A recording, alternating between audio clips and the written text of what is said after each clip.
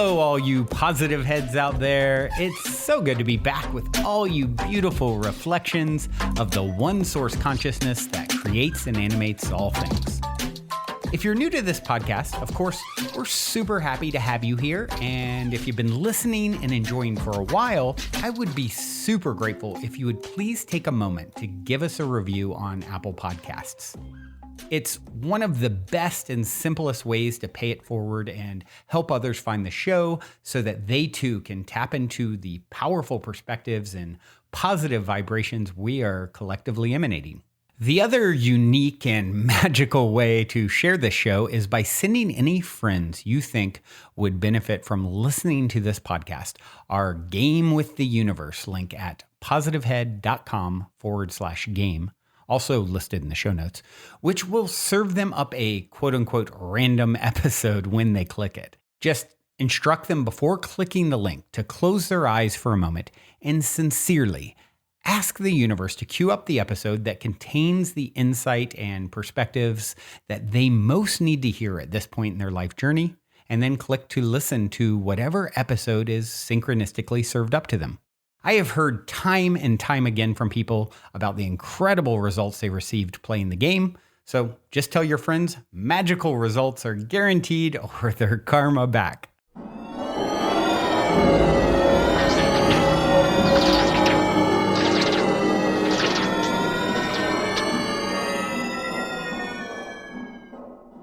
All right, all you positive heads, welcome. Thank you so much for joining me today. Today's been an interesting day. I don't know how many of you have felt this interesting energy today, but I don't quite know how to explain it. It just feels peaceful and silent. Like I felt a little just kind of super quiet today and introspective. I think Brian's asked me a couple times, like, are you okay? And yeah, I'm fine. It's just, I feel very, almost like time has stopped. And come to find out later, today is actually the Mayan day out of time. And so that could be a reason why I am feeling this way. I think I'm sensing the energies of what's going on in our solar system and in our galaxy. And so I found a couple of things I'd like to share with you about today. One is from 13moon.com website. And they say that the day out of time is always synchronized with July 25th. Based on the galactic calendar, this is the 365th day of the year. But this day is no day of the month and no day of the week. This is a day for sacred pause and celebration before the dawning of the galactic new year, which is always July 26th. And then I also found on newearthcentral.com, written by Meg Benedict, based on the Maya 13 moon calendar, July 25th is known as the day out of time. On this day, people of all cultures around the world celebrate and honor the universal cycle of eternal time. Step into the space of timelessness and embrace the abundance that exists in the quantum field. So, interesting energies today, a timeless day. And I can feel it. I don't know if any of you can feel it, but I sure do find it interesting. So that has absolutely nothing to do with what I wanted to talk about today, but I just, I thought that was a neat little tidbit to share. What I do want to talk about today is a topic that most people don't want to talk about. So let's talk about it. Shame. Shame and guilt, which are actually two different things. We tend to use these words synonymously to mean the same thing, but when we research it and look at it, we find that they're actually two totally different things. Guilt is about something that you have done, and shame is about something that you are. So it's way deeper than guilt. And I think that having guilt about something that you have done can cause you to become ashamed, but that's different than shame itself. Shame itself comes from mainly being not accepted for one reason or another, whether it was growing up or whether that is now. Teal Swan did an interesting talk on shame at the Conscious Life Expo this year. And what she talked about was that we are such a socialized culture, and shame exists because of this socialization. And our survival actually depends on how close we are with our social group. And that's how we feel protected and safe when we are close to our social group. And this is especially true when we are infants and children. We look to our parents for those survival needs. And with absolutely zero fault of our parents, well, some parents are at fault, I guess, but I think for the most part, most of our parents have really tried to do the best they could, but they've all screwed us up in one way or another, right? Like, did you have one parent that you couldn't please?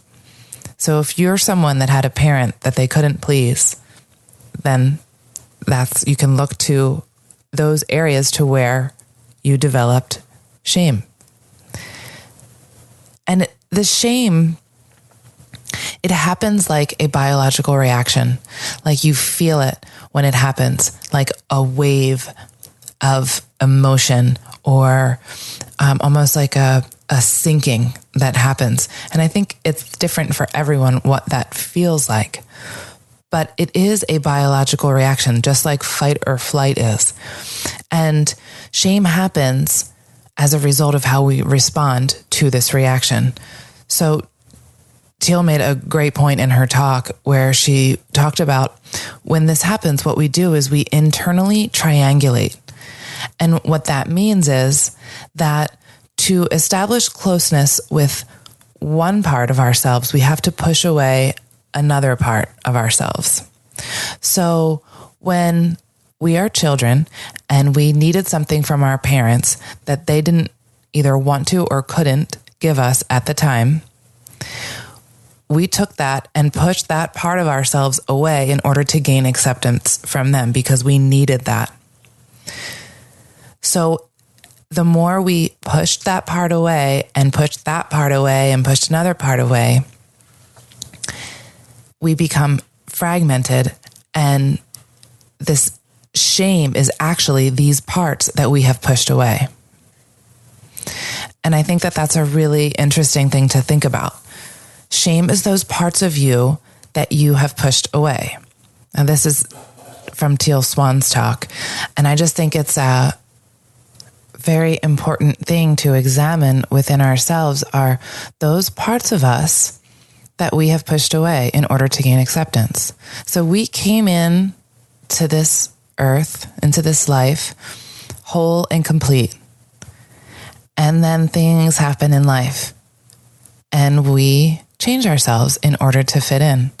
And we do this subconsciously, especially when we're little, but we don't realize that we have done that as an adult when these things have piled up and turned into that gremlin in our closet. All these pushed away parts turn into what we feel as unworthiness for whatever reason. And I think that's one of the biggest differences between shame and guilt is with shame, it is a feeling of deep internal unworthiness. And with guilt, it's something that you have done that you wished you could have done better. And with guilt, forgiveness can come in. You can try to find a way to make amends, and then you can let it go. Ian Van Zandt says, guilt is a wasted emotion. And it really is, because what does guilt serve? Think about it. So if you can acknowledge that you've hurt somebody, ask for forgiveness, make amends, you own up to it, you take responsibility, then you can end this karmic wheel. It doesn't serve any purpose to carry around this heavy weight. When you look back, did you know any better? It's kind of what Jesus used to say, forgive them for they do not know what they do, but turn that on yourself. Forgive yourself because you didn't know what you were doing. And hopefully you have learned from this situation, and you can even make a vow with yourself that you will do better next time. How many of us are looking back at our younger selves thinking, if I only knew then what I knew now, right? And from that perspective, we can bring in a different sense of compassion to our younger selves and be able to forgive that past self, because it's in the past. It's no longer part of the present. And from this point moving on, we can do differently. We can make that choice. And I think more often than not, when we do look back at the things in our past that we wish we could have changed, we actually think, I wouldn't change that because it made me who I am today. So when we look at these things as blessings, as opportunities for learning, then we can forgive ourselves a whole lot easier. So one of my favorite researchers in this topic is Brene Brown, and she did a wonderful TED Talk called Listening to Shame that I'm going to share just the last 10 minutes of with you. Take a listen. And I did not learn about vulnerability and courage and creativity and innovation from studying vulnerability. I learned about these things from studying shame. And so I want to walk you in to shame. Jungian analysts call shame the swampland of the soul. And we're going to walk in, and the purpose is not to walk in and, construct a home and live there. It is to put on some galoshes and walk through and find our way around. Here's why. We heard the most compelling call ever to have a conversation in this country, and I think globally, around race, right? Yes, we heard that. Yes? Cannot have that conversation without shame. Because you cannot talk about race without talking about privilege, and when people start talking about privilege, they get paralyzed by shame. We heard a brilliant, simple solution to not killing people in surgery, which is have a checklist. You can't fix that problem without addressing shame, because when they teach those folks how to suture, they also teach them how to stitch their self-worth to being all-powerful. And all-powerful folks don't need checklists. And I had to write down the name of this TED Fellow so I didn't mess it up here. Mishkin Ingawale. I hope I did right by you. I saw the TED Fellows my first day here, and he got up and he explained how he was driven to create some technology to help test for anemia because people were dying unnecessarily. And he said, I saw this need, so you know what I did? I made it. And everybody just burst into applause, and they were like, yes! And he said, and it didn't work. And then I made it 32 more times. And then it worked. You know what the big secret about TED is? I can't wait to tell people this. I guess I'm doing it right now. This is like the failure conference. No, it is. You know why this place is amazing? Because very few people here are afraid to fail. And no one that gets on the stage so far that I've seen has not failed. I have failed miserably. Many times. I don't think the world understands that because of shame. There's a great quote that saved me this past year by Theodore Roosevelt. A lot of people refer to it as the man in the arena quote. And it goes like this. It is not the critic who counts. It is not the man who sits and points out how the doer of deeds could have done things better and how he falls and stumbles. The credit goes to the man in the arena, whose face is marred with dust and blood and sweat. But when he's in the arena, at best, he wins, and at worst, he loses. But when he fails, when he loses, he does so daring greatly. And that's what this conference to me is about. That's what life is about daring greatly, about being in the arena. When you walk up to that arena and you put your hand on the door and you think, I'm going in and I'm going to try this, shame is the gremlin who says, you're not good enough. You never finished that MBA. Your wife left you. I know your dad really wasn't in Luxembourg, he was in Sing Sing. I know those things that happened to you growing up. I know you don't think that you're pretty enough or smart enough or talented enough or powerful enough. I know your dad never paid attention even when you made CFO. Shame is that thing. And then if we can quiet it down and walk in and say, I'm going to do this, we look up and the critic that we see pointing and laughing 99% of the time is who? Us. Shame drives two big tapes, never good enough. And if you can talk it out of that one, who do you think you are? The thing to understand about shame is it's not guilt. Shame is a focus on self. Guilt is a focus on behavior. Shame is I am bad. Guilt is I did something bad. How many of you, if you did something that was hurtful to me, would be willing to say, I'm sorry, I made a mistake? How many of you would be willing to say that? Guilt. I'm sorry, I made a mistake. Shame. I'm sorry, I am a mistake. There is a huge difference between shame and guilt. And here's what you need to know. Shame is highly, highly correlated with addiction, depression, violence, aggression, bullying, suicide, eating disorders. And here's what you even need to know more. Guilt, inversely correlated with those things. The ability to hold something we've done or failed to do up against who we want to be is incredibly adaptive. It's uncomfortable, but it's adaptive. The other thing you need to know about shame is it's absolutely organized by gender. If shame washes over me and washes over Chris, it's going to feel the same. Everyone sitting in here knows the warm wash of shame. We're pretty sure that the only people who don't experience shame are people who have no capacity for connection or empathy. Which means, yes, I have a little shame. No, I'm a sociopath. So I would opt for, yes, you have a little shame. Shame feels the same for men and women, but it's organized by gender. For women, the best example I can give you is Anjali, the commercial. I can put the wash on the line, pack the lunches, hand out the kisses, and be work at 5 to 9. I can bring home the bacon, fry it up in the pan, and never let you forget you're a man. For women, shame is do it all, do it perfectly, and never let them see you sweat. I don't know how much perfume that commercial sold, but I guarantee you it moved a lot of antidepressants and anti-anxiety meds. Shame for women is this web of unattainable, conflicting, competing expectations about who we're supposed to be. And it's a straitjacket. For men, shame is not a bunch of competing, conflicting expectations. Shame is one.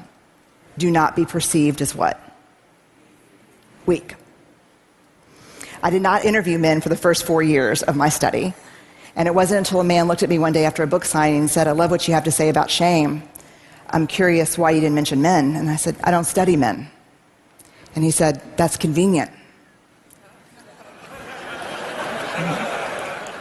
And I said, why? And he said, because you say to reach out, tell our story, be vulnerable. But you see those books you just signed for my wife and my 3 daughters?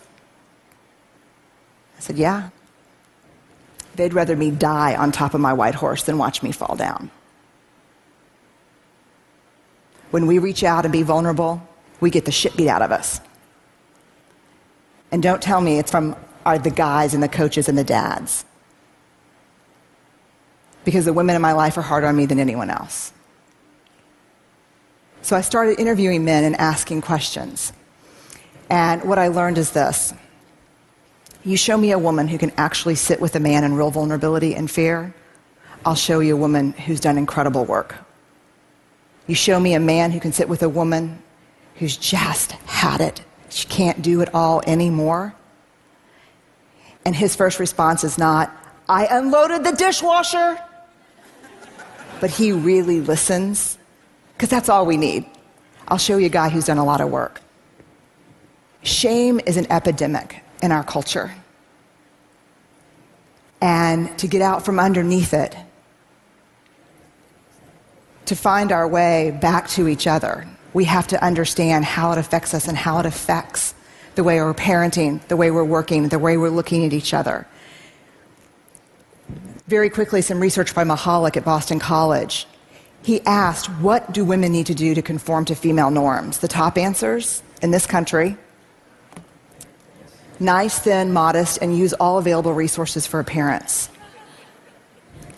When he asked about men, what do men in this country need to do to conform with male norms? The answers were: always show emotional control, work is first, pursue status, and violence. If we're going to find our way back to each other, we have to understand and know empathy, because empathy is the antidote to shame. If you put shame in a petri dish, it needs 3 things to grow exponentially: secrecy, silence, and judgment. If you put the same amount of shame in a petri dish and douse it with empathy, it can't survive. The 2 most powerful words when we're in struggle: me too. And so I'll leave you with this thought. If we're going to find our way back to each other, vulnerability is going to be that path. And I know it's seductive to stand outside the arena, because I think I did it my whole life, and think to myself, I'm going to go in there and kick some ass when I'm bulletproof and when I'm perfect. And that is seductive. But the truth is, that never happens. And even if you got as perfect as you could and as bulletproof as you could possibly muster, when you got in there, that's not what we want to see. We want you to go in. We want to be with you and across from you. And we just want for ourselves and for the people we care about and the people we work with to dare greatly. So thank y'all very much. I really appreciate it.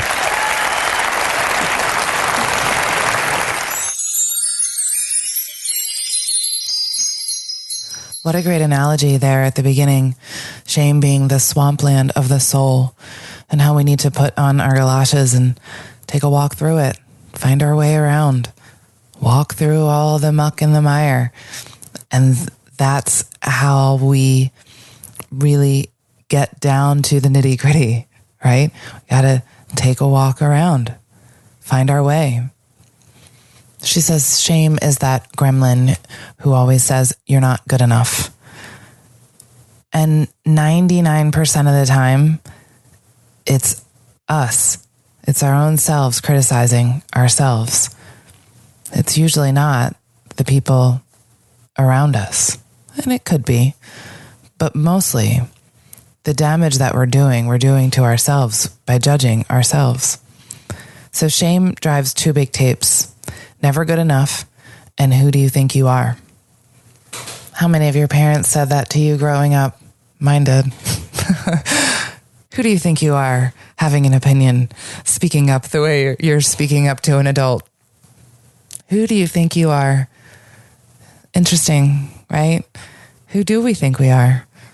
I think we are infinite fractals of source, right? That's who I think we are. So let's embrace that. Yeah? And when we can remember that, remember it, and embrace that, we can have a whole new perspective on this journey. We came here to learn and to have experience, and we chose our parents in order to help us learn those things. So if you came here to learn about self-love or refining the lessons of self-love, you chose a parent who told you that you weren't good enough. And since that resonates with mostly all of us, it sounds like a lot of us are here learning the lessons of love, of self-love. And that's difficult to do when we're beaten down, when we're little, and when we get older. When people tell you, oh, you just need to love yourself. Sure. But how do you actually do that coming from this place of deep unworthiness where you don't even understand where it's coming from? And I love how Brene Brown said, the antidote to shame is empathy and compassion. When we can understand one another, have compassion for one another, That's how we can find our way back to each other. The antidote to shame, finding our way back to one another and having compassion and empathy. You know, what really hit me with this was when she talked about the differences between men and women. We both feel the same warm wash of shame, that same biological effect that happens to us. But for women, it's about unattainable expectations about who we're supposed to be. And with men, it's about not being perceived as weak. I gotta say, when she told that story about the man who walked up to her and said that the women in his life are harder on him than anyone else, that it's not about the dad or the brothers or the coaches, it's the women in his life that are harder. And wow, that is so true. I can really relate to that. And I, for one, am glad to have heard it because I can see how I'm doing that in my life. And that's the last thing I want to do. I want to embrace vulnerability as much as I can, but I think it's this subconscious programming that men have to be strong. But once we realize that we're doing this and we can catch ourselves in it, then we can change it. So the three things that shame needs to grow are secrecy, silence, and judgment. So it's really important that we speak our truth, that we allow ourselves to be vulnerable, and we don't judge ourselves so much. And in this way, we find compassion for ourselves, we find compassion for one another, and then we can find our way back to one another. And we can all feel safe and secure and loved. Teal Swan also said in her talk that to love something is to take it as a part of yourself. So when we can take back those parts of ourself and love them, then we can release our shame. Compassion is the antidote to shame. So when we can have intimacy with it, into me, see it, right? Understand that part of ourself. Then we have compassion, and then we have the antidote. So there you have it, everyone. The antidote to shame. I'm going to leave you with a song for today. This is Wookiefoot, Be Fearless and Play. Love you all, everyone. Till next time. Light of sun in the sky sends the message, be fearless and pray.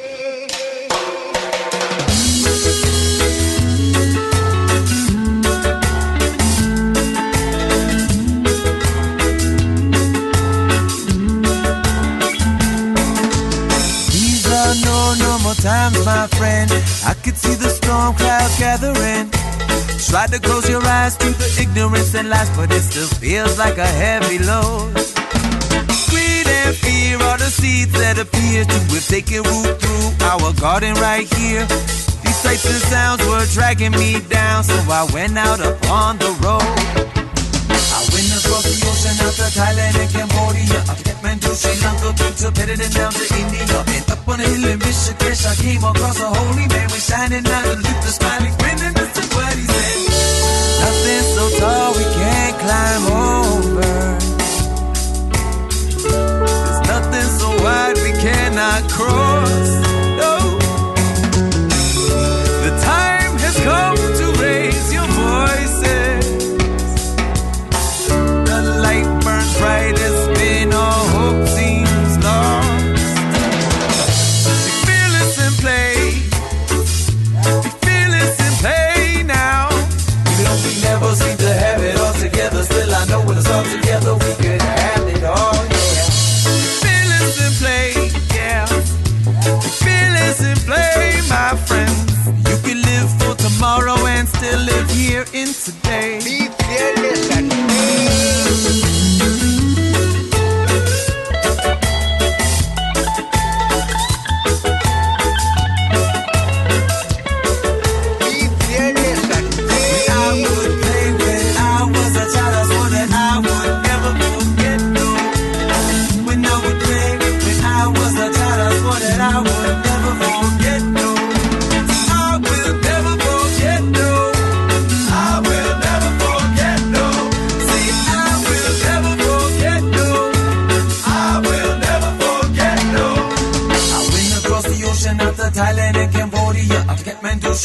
through Tibet and down to India.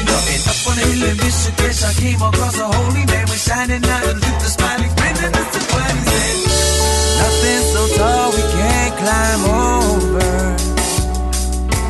There's nothing so wide we cannot cross. No. The time has come to raise your voices. The light burns brightest when our hope seems lost in the dream. Wake your memory you had as a child. Go wild, let me hear you scream. Be fearless and play. Be fearless and play now. Even though we never seem to have it all together, still I know when it's all together we could have it all, yeah. Be fearless and play, yeah. Be fearless and play, my friends. You can live for tomorrow and still live here in today. Be fearless and play, yeah. Be fearless and play. This is one thing no one could ever take away.